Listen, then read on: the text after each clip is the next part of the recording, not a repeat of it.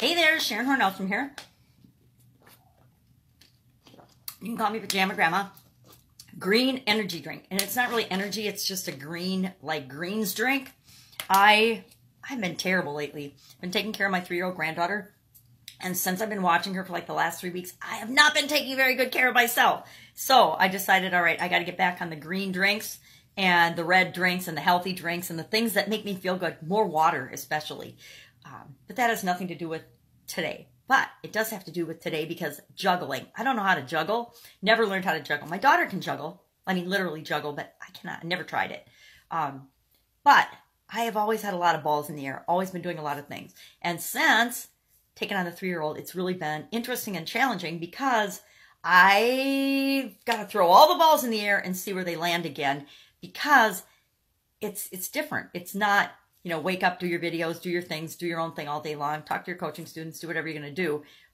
It's fitting them in while still engaging and having an awesome time with this amazing little human being. And I wouldn't trade it for the world. I so adore her. It's so fun hanging out with her and doing things.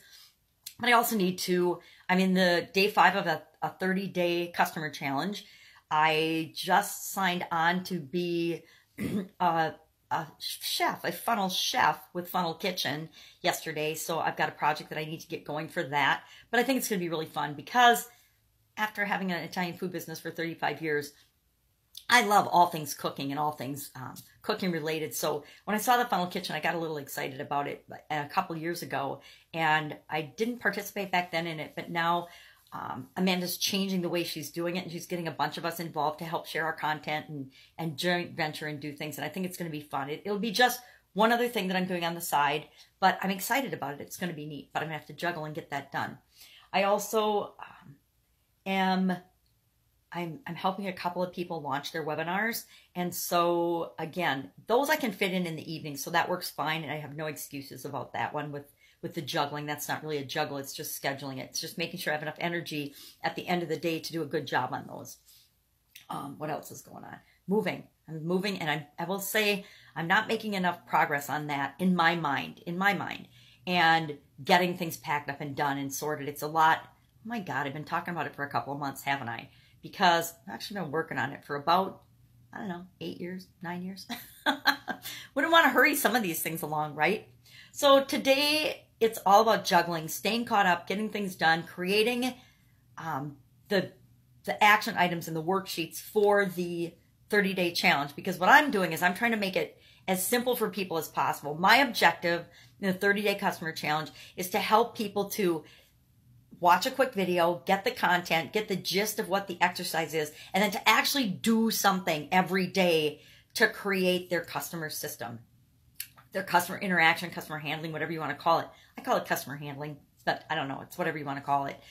System, to create a system and a foundation and a framework or a blueprint or a guide or a map or a process for handling customers for their organization. No matter what size organization there is, guess what? There's a process for everything that we do in our lives, in our businesses, everything. And if you understand and create that process and put it in place, it's easy to improve and make that process better. But if you just willy-nilly do things all the time or always reacting to things, it makes everything a whole lot harder. So my objective is to give them a quick video lesson under 10 minutes. Today was 14, so I kind of feel bad about that, but it was identifying who your ideal customer is. And I think that's a little bit bigger topic. And it's so critical. Yet we often, almost all of us at some point in our career, skip over that or don't pay any attention to it at all. And that is why we struggle. That is why we don't hone in and target and focus on who we need to focus on. And we end up working a lot harder or going down rabbit holes that we shouldn't go down because we're not chasing the right rabbits or chasing the right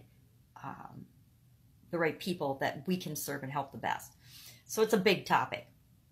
And we also, I like to give them then an action item or an action sheet. I wanted it to be just one thing that they need to do each day. So today it's just do the action item sheet, and it just details out how to identify who your perfect person is, your perfect customer, your perfect client.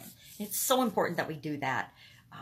And I don't know why there's so much resistance against it. I personally had a massive amount of resistance against picking one person and honing in on and describing that person. But what's really interesting about this is you can use this for everything and anything. I always coach people, if they're looking for a partner, to sit down and write down. And I think I learned this from, I want to say Tony Robbins, but I don't know if it was Tony Robbins. It might have been somebody else, because I study so many people that are just amazing. But to sit down on a piece of paper, and I think it was Tony, but he learned it from someone else. But write down exactly what you want your ideal mate or partner or significant other to be like. Exactly. Write it down, stick it in your purse or your briefcase or your notebook in the back where no one's going to find it, and just carry it around and watch how quickly you actually meet that person. It's amazing. But we can do the same thing. It works the exact same way with our ideal client. Until we write that down and detail that out, they won't come to us because we push them away. We push people away so often. And I'm a crazy example of this. And someday I'll share my story about my successes and failures in my life and how that tied into my beliefs at the time, because it's like in my face night and day when things are working or not. That's it. Go out and make it an awesome day. See you tomorrow. Bye.